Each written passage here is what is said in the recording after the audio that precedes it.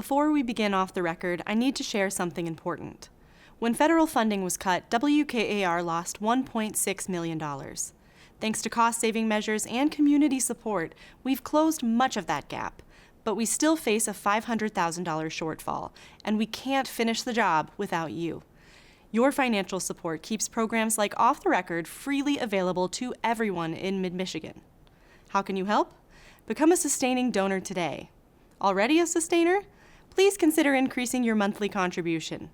Visit WKAR.org/OTR to donate, or click the link in the description. Now, Off the Record.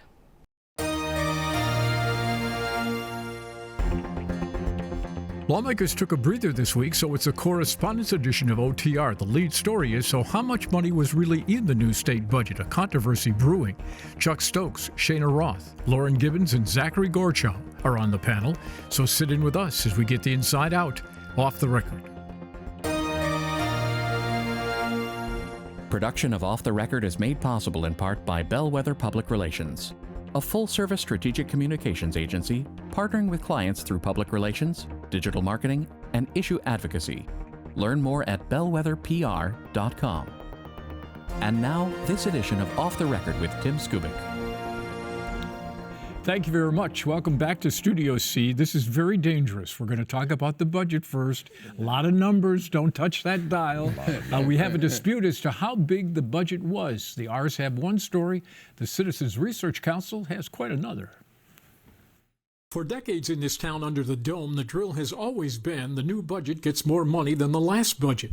But this past year, the House Republicans promised at the beginning of the budget battle that things would be different. They predicted a smaller state budget. And indeed, in October, in a news release, Speaker Matt Hall declared that government spending was beyond its means and, quote, it is time to rein it in. He claimed that the budget was $81 billion compared to $81.5 billion last year. But now entering the debate, a widely respected think tank, the Citizens Research Council, begging to differ with the Speaker's conclusion. After a deep dive into the numbers, they actually found more spending rather than less, according to this chart. If you compare this year's budget as it was enacted, which is the blue sections of these bars, you would see that it's actually a little bit bigger. Researcher Mr. Snyder discovered that over $9 billion in new spending was tucked away quietly in a portion of the budget that does not normally contain budget dollars. But this year it did. So if you want to compare the amount of last year's budget to this year's budget, you really need to include those numbers, and we'd say it's $84 billion compared to $81.5 billion last year. The Speaker office claims, however, the CRC numbers were off by $4 billion. The Republican chair of the Budget Committee did slice about $800,000 out of the general fund budget, but still not enough, according to the CRC, to lower the overall state figure. The president of the CRC, Eric Lupert, stands by his numbers, and the House Republicans stand by theirs. Call it a standoff. All right, so Z, why are we talking about this?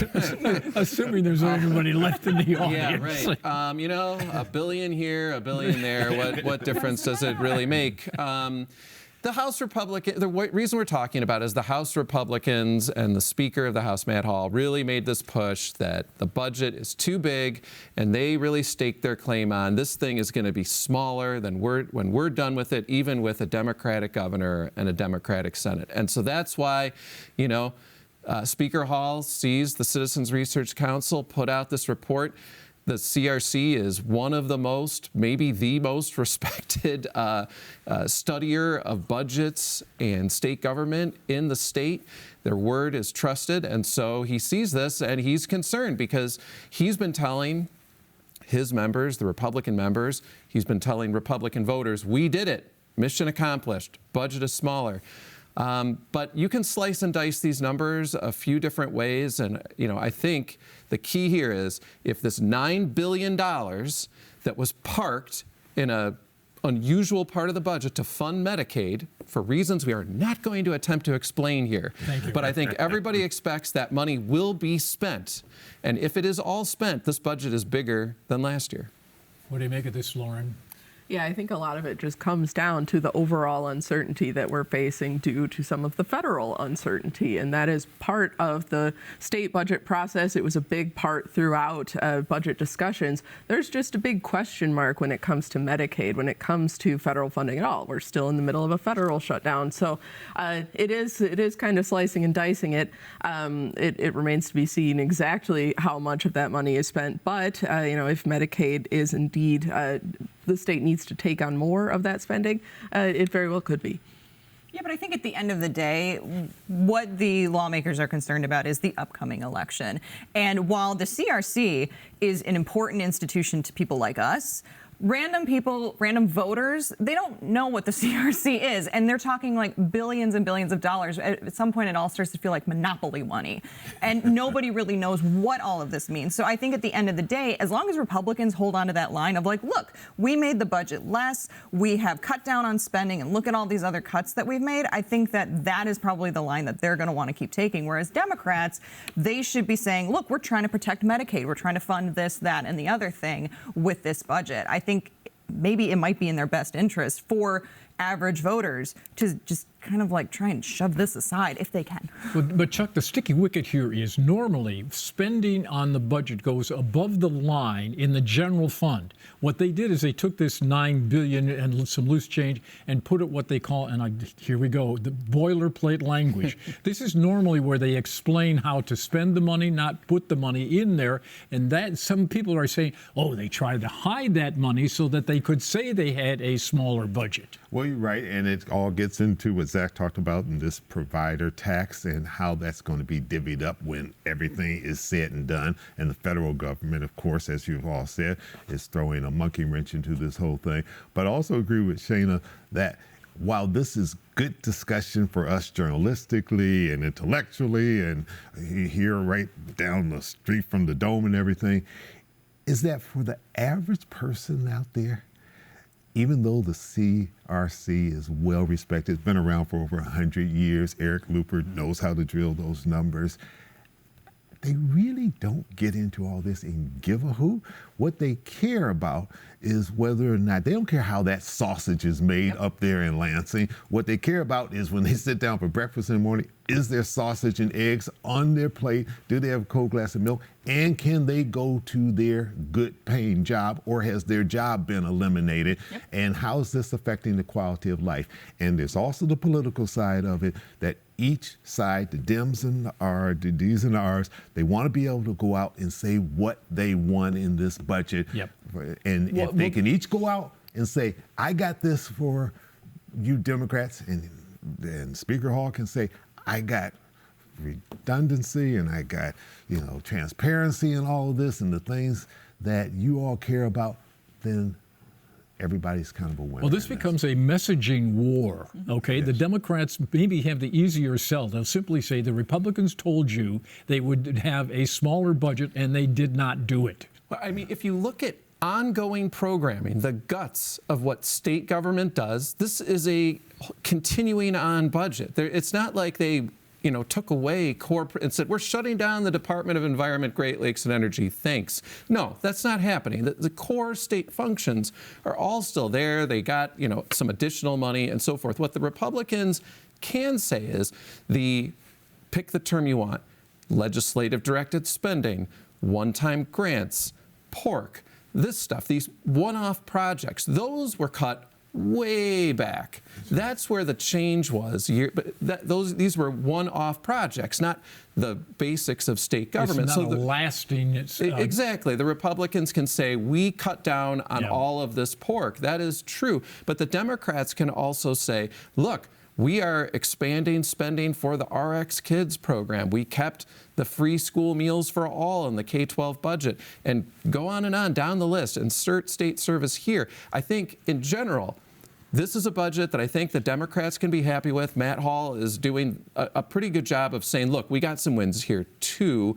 We got a little bit of tax relief, and we got rid of a lot of this pork. Well, now the next question is, they are talking in this budget, they made a promise to one another, the governor and Mr. Hall, that they would come up with a new economic development program and get rid of SOAR, which is one of the Whitmer administration's things, and also MEGA, which was John Engler's. Let's take a look at that story and have some comments, please. Back in the day of former Governor John Engler, he helped to invent the MEGA Job Creation Program. Under Governor Gretchen Whitmer, she and the legislature developed the SOAR program. Now comes House Speaker Matt Hall working with the governor. They want to wipe out both of those programs and replace it with a new economic development strategy before the end of the year. Governor Whitmer has some ideas, and I've committed to working with her on those ideas to see if we can eliminate SOAR and MEGA. What could we do moving forward? The House Republican floor leader, meanwhile, is also working on two ways to bring and keep more jobs in the state. Representative Brian Posthumus argues, rather than give companies a state incentive check before they come in, give them money after they actually create the jobs. Yes, that would be part of it. However, one of his more radical ideas is to ask Midwestern states, or every state in the nation, to sign an agreement that officials would stop trying to poach or steal jobs from one another. Ultimately, what I would like to see is a universal ceasefire around the country. That's like an interstate agreement. Whoa. Maybe it's pie in the sky, but that's what I would like to see. I think corporate welfare is not the way that our state or our country should be going. In the budget the governor signed last week, there was specific language pledging to do a better job of creating jobs before the end of the year, but no language about a nationwide pact not to steal jobs. But Mr. Posthumus is not giving up on that. And he also believes in Santa Claus. You know, the concept is good. Yes. If we all agree not to steal jobs, everybody ends up winning, right? No. You know, unilateral disarmament is an amazing concept that has never played out in the history of the world. So no, it's not going to happen. All these states have these programs of some sort, often involves large bags of cash, and it's a real challenge. It's been a huge challenge for Michigan for 4 decades. The pressure that is on governors and leaders of every state to get jobs, create jobs, is so tough that will never work. And especially when you have states like Texas and some of the really big states where that's how they do business. And they're big and they've got a lot of cash, as Zach said, to throw around. They're not going to abandon that. I agree with you. It's a lofty, ideal, pie in the sky type of thing. If it worked, it would be great, but it's not going to happen. Well, and the thing is instead of trying so hard to focus on like what other states are doing and getting into their business, let's focus on what Michigan is doing and trying to make Michigan the most enticing state in which to work, which I get is sort of the idea with getting rid of MEGA and getting rid of SOAR, and we're going to create a new thing. What I don't understand, and maybe somebody here can explain it to me, you have 2 programs already. Why not focus on making those work and reconfiguring those to make them better instead of saying we're going to get rid of all of this and then start a new thing? That feels like it would take longer and it would just cost more resources. Well, to they've get off the already ground. declared those programs ineffective. Okay, But like, they gave them an F. That? Can you fix it? Apparently not. But SOAR is done. Like, it is defunded. This is the Michigan bag of cash system. It started in the Whitmer administration, and it really lost all popularity. I mean, the only person who may still support it is Governor Whitmer. And General Motors. Well, maybe. But bipartisan opposition to this idea about handing out the cash at that level anymore. MEGA, morphed through the years, started in the mid-'90s. You showed Governor Engler in your setup piece. And it really got turbocharged in the Great Recession in 08-09. And so, Ford, GM, now Stellantis, what was Chrysler, have these, massive tax incentives that were provided to help keep them afloat. They still run for about another 5 or 6 years. And Matt Hall, the speaker, has said he doesn't like them. He wants to kill it now. He wants to get rid of them. And I think that's seems to be his price to play ball on this discussion with the governor is if we're going to do something new, we're getting rid of these mega credits and coming up with something else.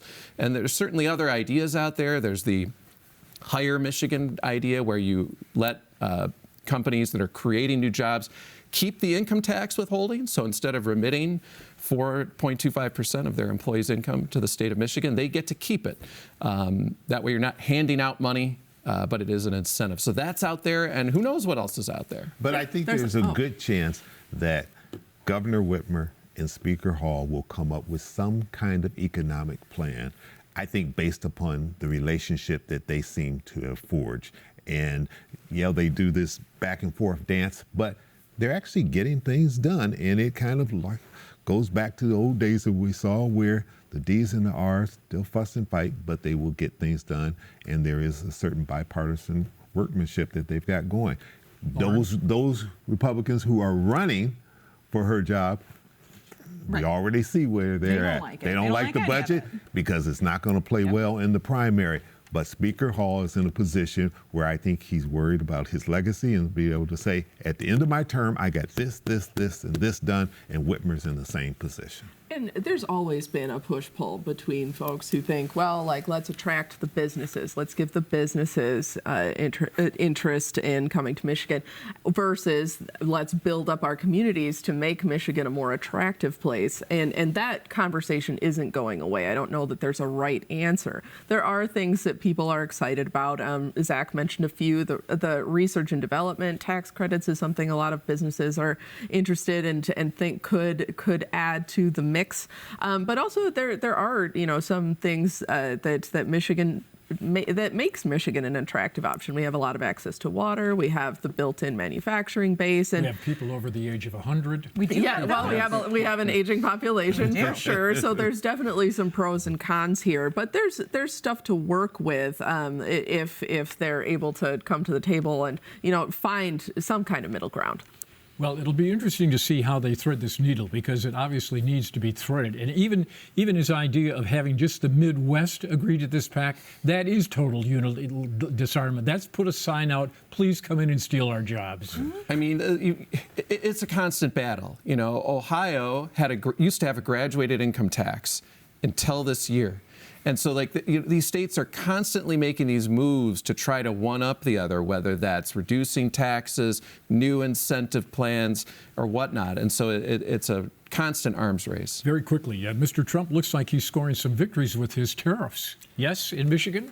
Stellantis just made a big announcement in Michigan that could bring hundreds of jobs over the next few years, especially to the Warren truck plant as they introduce new vehicles. Trump is taking it as a victory lap, saying, this onshoring, this plan, the shift, some of these jobs were initially expected to go to Canadian plants. Now they're coming back to the U.S. So he's taking it as victory. It's a little more nuanced than that. Certainly every manufacturing sector in the economy is not necessarily getting the same benefits or making the same decisions, especially these small manufacturers that don't have the same bandwidth as some of these larger companies like Stellantis to make these big shifts. But for both the Trump administration, we also saw some of the unions who have been really supporting domestic production, looking at this as a big positive. But there's still a lot of debate over the effect that tariffs are having on this state. And we all remember just a month or so ago, Governor Whitmer standing up and really hitting the president pretty hard about the impact of tariffs on this state. She's been a little silent on this one now that he's stealing jobs from Canada. She applauded the jobs in Warren, but what else could she do? Right, absolutely. This certainly doesn't do anything to help our relationship with Canada because basically these jobs are being stolen from Canada and they're put here. So there are winners and losers in this. Let's talk about the county clerks who, unusual, unanimous, said that we don't like the RCV, which is ranked choice voting. That's what it is. What's going on here? So there's an organization, and this has been something that has been sort of bubbling up both nationally and in a few counties across Michigan, of this idea of ranked choice voting, where instead of when you get your ballot, you just put in one person, instead you say this is my number one choice, this is my number two choice, and so on and so forth. And the clerks unanimously, as you said, which is a surprise for them. Usually they don't get so involved. They don't like this idea. it wouldn't be implemented for a few years, but they are saying that it would cause for confusion at the ballots because not every election on your ballot would necessarily be ranked choice. They're also concerned that it would take longer for them to get through the ballots because there's a whole different formula when it comes to figuring out who wins in a ranked choice vote election. So they are coming out very strongly against this option and against this ballot measure. And there's even the legislature, which is trying to sort of head them off. The Republicans in the legislature trying to head them off at the pass and say, actually, we're going to make this completely not a non-starter. I mean, look, Michigan's had 2 huge constitutional amendments pass on voting access in the last decade. Proposal 3 of 2018, which was the no reason absentee, among other things. Proposal 2 of 2022, which had the early voting, drop boxes, and too many other things to mention. These were big changes to the election system. Clerks did not get involved in those. They are coming out in a way I've never seen them before on this ranked choice voting to say, we oppose this. This is a bipartisan organization. The Democratic clerk of Washtenaw County and Republican clerks from other counties saying we're united on this, that this is a bad idea. And it's a real blow, I think, to the ranked choice voting effort. If they do get it on the ballot, you can just picture the ads, the people who run Michigan elections say this is a disaster. How do they overcome that? Because they're the ones who have to explain the system. I know they will argue this is not as confusing as people are making it out to be. It's been used in a couple states, but we all know voters who are uncertain are going to vote no. And if you stick a Democratic clerk and a Republican clerk next to each other in an ad saying this is a terrible idea, vote no, what do we think is going to happen? And you got the deniers on the other side. They're almost never linked up together. That's a lot of negatives going up against that proposal. But this group says what we're after is we want to take the rancor out of politics. And so if we give people a choice, we like you best, second, third, fourth. The problem is if nobody gets 50%, that's when it gets complicated. Exactly. If we knew somebody was going to get 51%, this is a walk through the park. But it may not always be that way. I mean, I think one of the things that's interesting here, and the thing is, it doesn't automatically apply to local elections, but a lot of school board elections, you can get in with like 20% of the vote because it's like pick the top 4 vote getters, and it's just a blanket ballot. That's where this process could be kind of interesting because sometimes in a community, 70% of the people are like, I can't stand this person, but they have their group and it gets them through. That's, I think, what this concept is designed to avoid, but it doesn't even automatically require it in those elections. Well, we have 5 cities that are already doing this: East Lansing, Ann Arbor, Kalamazoo, They're not doing it. They've said we will do it if it's ever authorized. Exactly, yeah. Okay, guys. Sorry. I told you I studied for this one, Jeff. Get it right, okay. Yeah, I think it is First mistake of the year. I think it is interesting when we see it play out in some of these local races where, maybe there's a little bit less partisan politics, a little bit more connection to the community. And not 6 or 7 people on the ballot. Exactly. And then, but if you start playing that out on a statewide level, I can certainly, see where the clerks are coming from in terms of getting people to understand what they're doing. I think Zach is totally right, where there's been so many changes, it's hard to keep track even for an informed voter. So then if the whole process changes again ahead of the next election, that's so much work for the clerks, but also a lot of work for the voter to get them on board with a relatively new process. And if you talk to a lot of average people out there and you say ranked choice voting, they're very confused. And then when you try to explain it to them, they get even more confused. And as soon as you get the clerks saying there's going to be delays, there's going to be delays at the polls, there's going to be delays in figuring out who has won different elections. I mean, you can just wipe a lot of people off the board with that because they're just going to be like, no, I already wait too long. And we've already had several very contentious elections where we're waiting to see and people thinking that we've waited too long to find out who won in a certain election. You tell them that it might be even longer than that, people are not going to be okay with that. All right, our final story. A majority of Republicans and Democrats did support this new budget. Sans three people. Their names were Mike Cox, Eric Nesbitt, and Tom Leonard. And what Mr. do they Leonard, have in common? former Speaker of the House, Mike Cox, former AG, and Nesbitt, who is already in the... Why did these three people say what all of my colleagues did in the legislature was wrong? Because they're running to become governor and because they are in a primary and they have to play to the Republican primary, and they don't want to make sure that they are on the same side with the President of the United States and not have President Trump coming in messing up their primary. So they got to run one way in the primary. Yep. And then if whoever gets to that primary, then they've got to explain why they weren't in sync with the budget, a bipartisan budget that the majority of Democrats and Republicans passed and got along. Did you just accuse them of political expediency? Yes, I did. Okay. All right. He's right. Well, why is he right? Because they're playing the game. I mean, at the end of the day, it is right now their focus is on the primary. They can't get to the general unless they get through this primary, and they are three people who are gunning for the same seat, who are gunning to win in the same primary. If they start making it seem like, and in that sense, they have to play to their base. The base doesn't like Democrats. But what about independent voters who are semi-smart and could figure out that this was a political play and not an exercise in statesmanship? That is a problem for later. Independent voters are not necessarily who they're trying to get during the Republican. Well, what if they happen to like one of these three guys? This is, Tim, we're so early right now. The game is being fought out at Lincoln and Reagan Day dinners and far-flung parts of the state, festivals, the most core, active Republican voters who are paying attention. And this is, these Republican candidates that you mentioned coming out and saying like, well, I think this was a pretty good deal that we worked out. It doesn't nearly get the attention and excitement of saying like, you know what, when I'm governor, we're getting rid of the income tax. Yep. This budget isn't good enough. And that's what's happening here. I thought Senator Nesbitt, I think, said it pretty well, which was he applauded Speaker Hall and the House Republicans for doing everything they could, but he said we're not going to get the budget we want unless we have the governorship and the entire legislature. And I think that's where they're coming from. And I tell you who this hurt just a little bit was Mike Duggan, who's been running as an independent. Mm-hmm. The fact that they got this budget done, yes, it was a week late, but if this thing had totally exploded, he could have used that and said, that's why you need an independent government. He'll find another way to do that. All right. Thanks to all of you guys for showing up. Thank you if you're still with us for watching. Next week, more Off the Record right here. See you then. Production of Off the Record is made possible in part by Bellwether Public Relations, a full-service strategic communications agency partnering with clients through public relations, digital marketing, and issue advocacy. Learn more at bellwetherpr.com.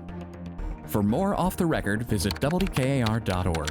Michigan Public Television stations have contributed to the production costs of Off the Record.